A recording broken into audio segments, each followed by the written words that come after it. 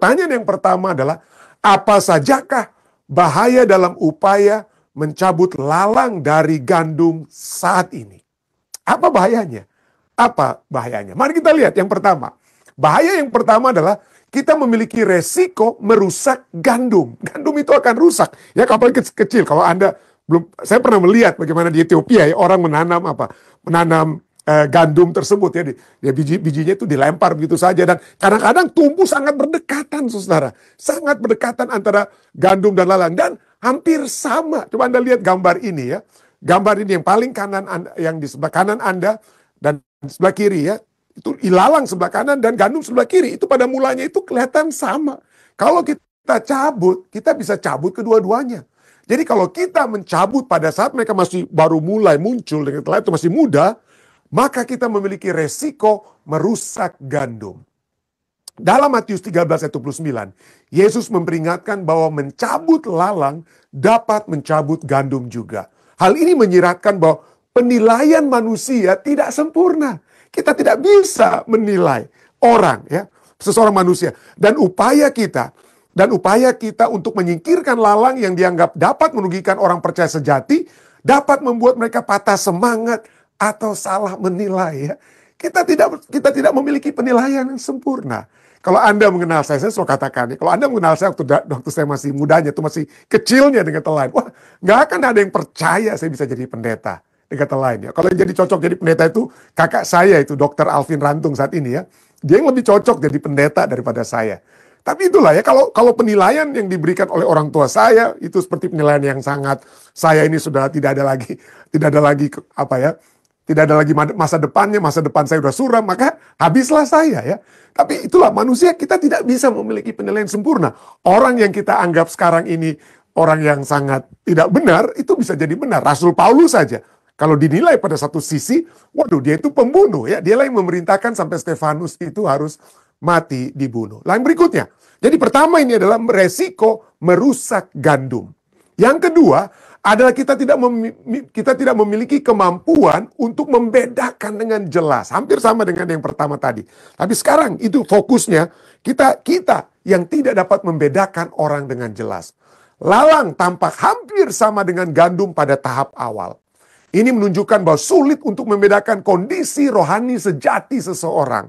Beberapa orang mungkin tampak seperti lalang, seperti saya ini, tapi kemudian berubah oleh kasih karunia Tuhan. Jadi kita tidak bisa melihat kedalaman hati orang. Ya, kita bisa melihat penampilan orang dari luar, mungkin bisa, tapi mungkin penampilan dari luar saja pun itu tidak dapat membuat kita untuk menilai orang dari hanya penampilan luarnya saja.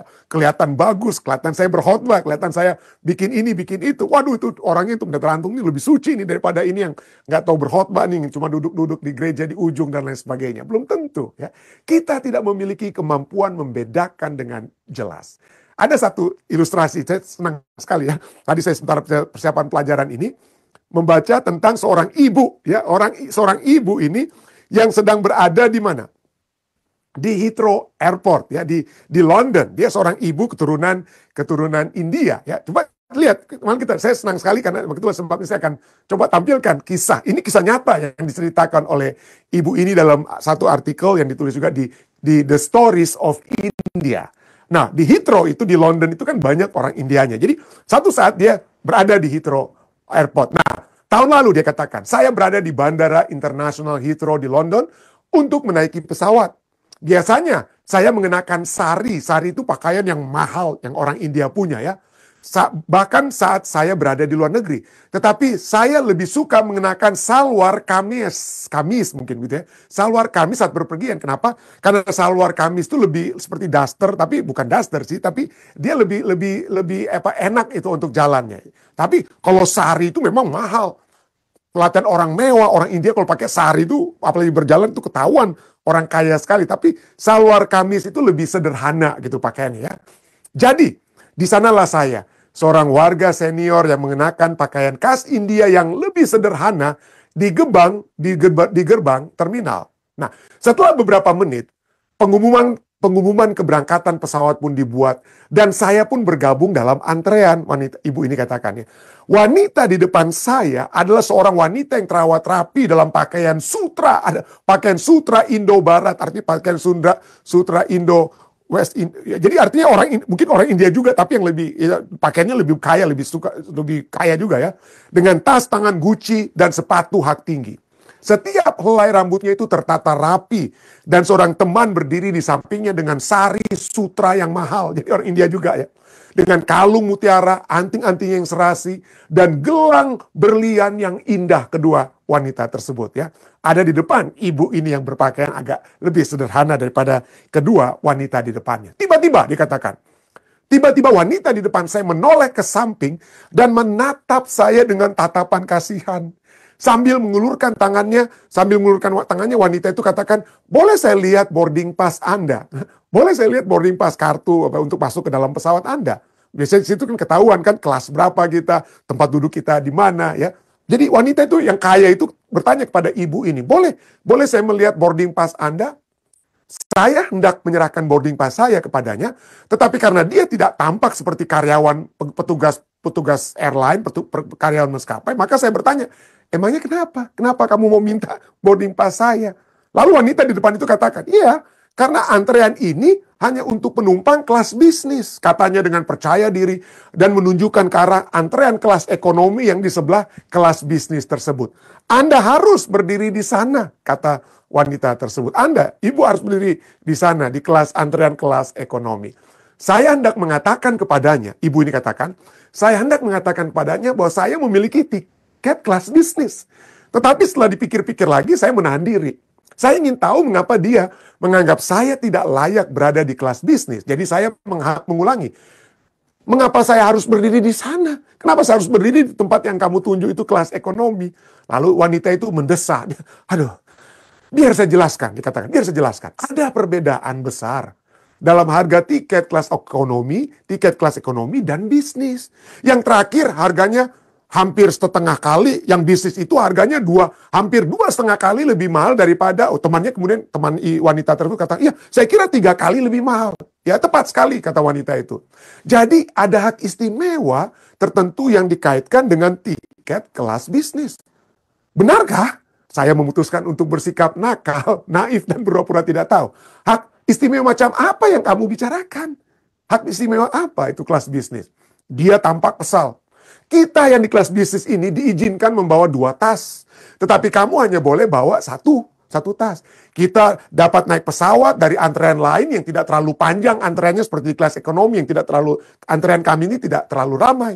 Kita diberi makanan dan tempat duduk yang lebih baik, lebih besar. Kita dapat memperpanjang tempat duduk dan berbaring di atasnya. Kita selalu memiliki layar televisi lebar dan bahkan ada 4 kamar kecil hanya untuk sejumlah kecil penumpang di kelas bisnis. Lalu temannya menambahkan, fasilitas check-in prioritas tersedia untuk tas kita. Yang berarti tas akan didahulukan saat kami tiba dan kita akan mendapatkan lebih banyak akumulasi mil dari frequent flyer untuk penerbangan yang sama. Lalu temannya juga katakan, sekarang setelah kamu tahu perbedaannya, kamu dapat pergilah ke antrean ekonomi itu, desak wanita tersebut. Tetapi saya tidak ingin pergi ke sana, kata saya dengan tegas. Saya tidak ingin pergi ke sana. Wanita itu kemudian menoleh ke temannya. Waduh, sulit kita berdebat dengan orang kelas bawah ini. Biarkan petugas datang memberitahu dia kemana dia harus pergi. Dia tidak akan mendengarkan kita. Antrean di depan saya di bandara mulai bergerak maju. 2 wanita di depan saya itu berbisik-bisik di antara mereka sendiri. Sekarang dia akan dikirim ke antrean ekonomi yang sudah sangat panjang. Lihat itu sudah sangat panjang. Kita sudah coba bilang ke dia. Tapi dia menolak untuk mendengarkan kita. Ketika tiba giliran saya untuk menunjukkan boarding pass saya kepada petugas penerbangan, saya melihat mereka bahkan berhenti dan menunggu agak jauh untuk melihat apa yang akan terjadi. Dan petugas penerbangan itu mengambil boarding pass saya dan berkata dengan riang, selamat datang kembali ibu. Ya, kita kan sudah bertemu minggu lalu. Ya, kita ketemu minggu lalu kan. Jadi sudah sering rupanya ibu ini naik kelas bisnis. Ya, jawab saya. Petugas itu tersenyum dan beralih ke penumpang berikutnya. Saya tidak tahu apa reaksi daripada kedua wanita yang melihat dari jauh. Ternyata ibu ini juga bukan orang apa ya, bukan orang sembarangan, hanya karena dia berpakaian yang lebih apa, lebih sederhana. Itulah ya, itulah masalahnya. Kita sering kali tidak dapat membedakan dengan jelas. Itu jangan menghakimi orang hanya dengan apa, dengan hanya penampilan luar saja ya, atau penampilan sederhana. Satu lalang mungkin dapat apa? Orang kita anggap lalang saat ini dapat berubah oleh kasih karunia siapa? Dapat berubah oleh kasih karunia Tuhan. Poin ketiga, kalau kita mencabut lalang dari gandum saat ini, maka kita sedang melangkahi kewenangan Allah. Penghakiman terakhir adalah hak Allah dan dilaksanakan oleh para malaikatnya. Ya. Matius 13, 39, 41, untuk memisahkan gandum, lalang, dan lain sebagainya, itu tugas malaikat. Ya.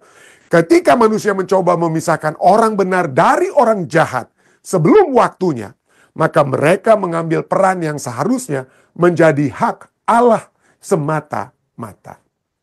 Berikutnya yang terakhir, kita akan pada bahaya mencabut lalang dari gandum saat ini adalah hilangnya belas kasihan dan penginjilan. Kita memiliki hilang itu ya, belas kasihan dan usaha untuk menjangkau orang lain. Jika kita berfokus pada menyingkirkan orang berdosa daripada mencari supaya mereka dapat diselamatkan, mencari penebusan mereka, maka kita kehilangan tujuan misi Kristus untuk mencari dan menyelamatkan yang hilang. Lukas 19 ayat 10. Itu sebabnya, hati-hati. Jangan mencabut lalang dari gandum saat ini. Jangan pikir bahwa orang, ini berdosa sekali, pendeta, udah usir mereka. Nggak usah, kalaupun sudah keluar dari gereja, jangan pernah lagi mau jangkau mereka. Kasih biar, memang sudah lalang itu pendeta ya. Sudah saatnya kita ditapiskan gitu ya. Hilanglah mereka. Dan jangan pernah kita berpikir seperti itu. Itulah pertanyaan yang pertama ya. Kita sudah jawab. Yang kedua, pada saat yang sama, mengapa hal ini tidak berarti membiarkan kejahatan yang kita hadapi? Ya.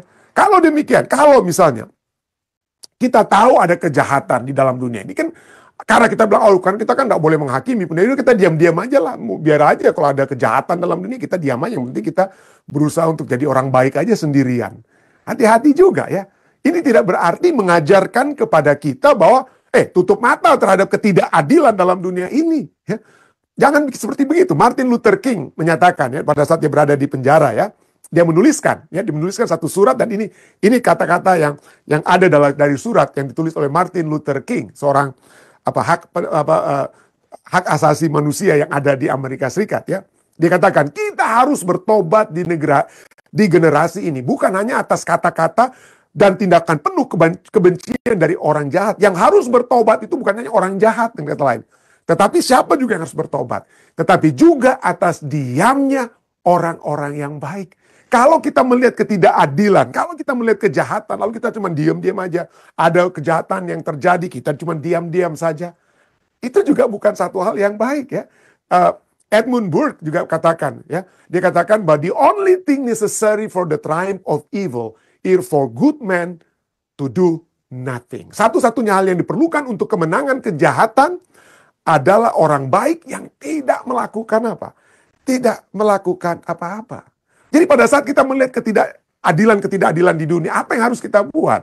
Ya mungkin kita dapat khotbahkan ya, atau kita dapat menulis kepada pimpinan-pimpinan negara kita. Di Amerika itu bebas. Saya pikir dengan demikian juga di Indonesia, kita dapat tulis surat kepada mereka. Ada yang dapat kita buat ya. Ada Ellen White dari manuskrip Release halaman 216. Manuskrip Releases volume 16 halaman 216 ini dia katakan, while we endeavor to keep the unity of the Spirit in the bonds of peace, we will not with pen or voice cease to protest against bigotry. Kalau ada bigotry itu adalah toleransi ya, rasisme dan lain sebagainya ya, hal-hal yang tidak baik. Apa yang harus kita lakukan?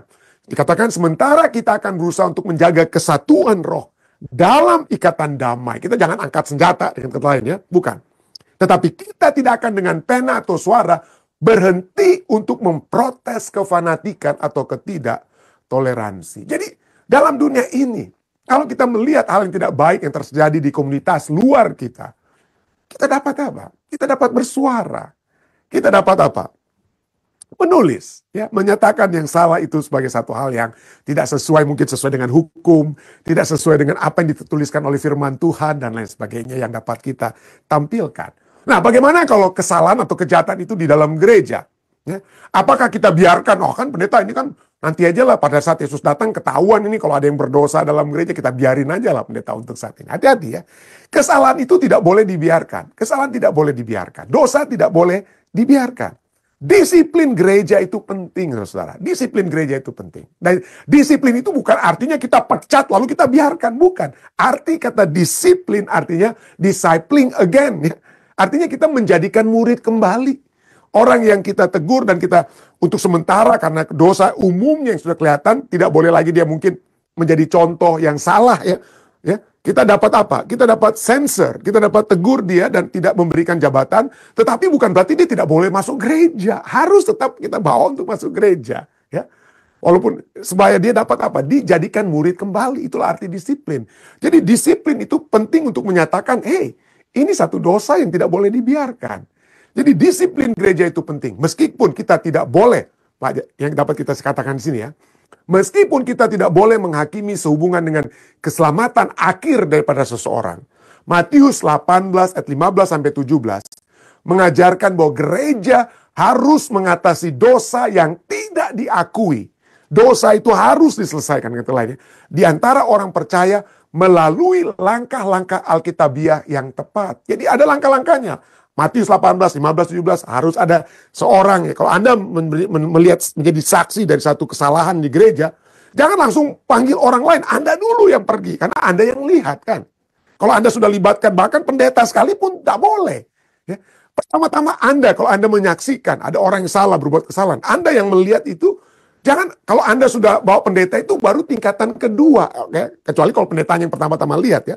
Itu baru tingkatan kedua. Arti tingkatan pertama, yang hal pertama, Anda yang melihat hal tersebut, 4 mata, Anda dan orang tersebut. Kalau orang tersebut tidak mau berubah, baru panggil pendeta. Ya, baru panggil orang lainnya. Kalau sampai berubah, puji Tuhan. Kalau tidak, ya terus. Kita lihat sampai akhirnya kalau dia tidak mau bertobat, ya kita harus apa? Selesaikan tersebut, tapi bukan berarti orang tersebut itu kita pecat dalam arti tidak boleh lagi masuk gereja. Hati-hati ya. Nah, dalam satu tulisan ya, Ellen White dalam Be Gentle unto dalam periodic Review and Herald yang dia tulis, Review and Herald bulan Mei tanggal 14 tahun 1865, dia katakan apa? Be gentle unto all men, memiliki kebaikan kelemah lembutan terhadap seluruh umat manusia. Ini yang ditulis. Nah, mari saya lihat bahasa Indonesianya ya. Dalam menangani pihak yang bersalah di gereja, dikatakan tindakan keras tidak boleh diambil. Cara yang lebih halus akan memberikan dampak yang jauh lebih besar. Gunakanlah cara-cara yang lebih halus dengan tekun. Bahkan jika cara-cara tersebut tidak berhasil, tunggulah dengan sabar. Jangan pernah terburu-buru mengeluarkan anggota dari gereja. Disiplin sebagian besar telah diselewengkan. Mereka yang memiliki karakter yang cacat, itu justru mereka itulah yang sangat cepat mendisiplin orang lain. Hasrat, prasangka, dan keberpihakan dengan menyesal, saya katakan, mempunyai banyak ruang untuk dipamerkan. Dan anehnya, disiplin yang baik telah diabaikan. Jika mereka yang menangani orang-orang yang bersalah mempunyai hati yang penuh dengan kebaikan, betapa berbedanya roh yang akan muncul di gereja-gereja kita. Semoga Tuhan membuka mata dan melembutkan hati mereka yang memiliki roh yang keras, tidak kenal ampun terhadap mereka yang mereka anggap salah. Jadi seringkali kita yang apa ya? Kita yang justru karakter kita yang salah. Tapi kita pikir, waduh ini orang ini bersalah. Kita hantam habis-habisan mereka. Itu untuk menunjukkan kita ini seakan-akan lebih baik daripada orang tersebut. Ya, kita merasa kita lebih dapat menutupi dosa kita sendiri. Hati-hati ya. Hati-hati dengan sepertinya keras sekali, kekerasan seperti itu. Ini yang dituliskan oleh apa? Oleh Ellen White. Nah, jadi pertama, disiplin itu tetap perlu. Tapi caranya itu harus kita tahu baik-baik. Cara yang baik. Yang berikutnya. Yang kedua, kesalahan tidak dapat dibiarkan. Misalnya, Yesus sendiri mengungkapkan ajaran-ajaran yang salah. Rasul-rasul juga mengungkapkan ajaran yang salah. Ya. Mereka katakan, mereka bicarakan. Jadi kesalahan itu tidak bisa kita biarkan. Kita harus apa? Sampaikan, ya, khotbahkan, tuliskan, dan lain sebagainya. Ya. Jadi Yesus dan para rasul memperingatkan terhadap nabi-nabi palsu dan pengaruh-pengaruh yang merusak di gereja. Tolong baca Matius 7, 15-20, Galatia 1 ayat 8-9. Paulus juga memerintahkan Timotius untuk menegur kesalahan sambil tetap sabar. Dengan kesabaran, dengan kebaikan. 2 Timotius 4 ayat 2. Berikut yang ketiga.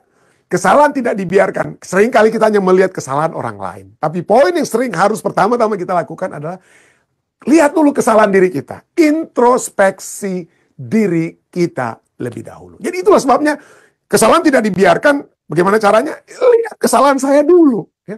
Lihat dulu kesalahan saya. Daripada berfokus pada menyingkirkan orang lain. Yesus memanggil kita untuk memeriksa diri kita sendiri terlebih dahulu. Matius 7 ayat 1-5. Dan hidup sebagai terang di dunia. Hidup sebagai terang di dunia. Matius 5 ayat 14 sampai dengan 16. Dan yang terakhir, poin yang terakhir. Kesalahan tidak boleh dibiarkan. Kenapa? Karena kita akan mengetahui bahwa penghakiman terakhir itu pasti. Penghakiman terakhir itu pasti. Perumpamaan tentang gandum dan ilalang ini ya. Meyakinkan kita bahwa Allah akan memisahkan gandum dari lalang pada waktu yang tepat. Matius 13 ayat 1-43. Kejahatan itu tidak akan diabaikan. Kejahatan ditangani dalam penghakiman Allah yang sempurna. Seringkali kita tahu, tentu saja ya, sering kita bergumul dengan kejahatan yang kita alami.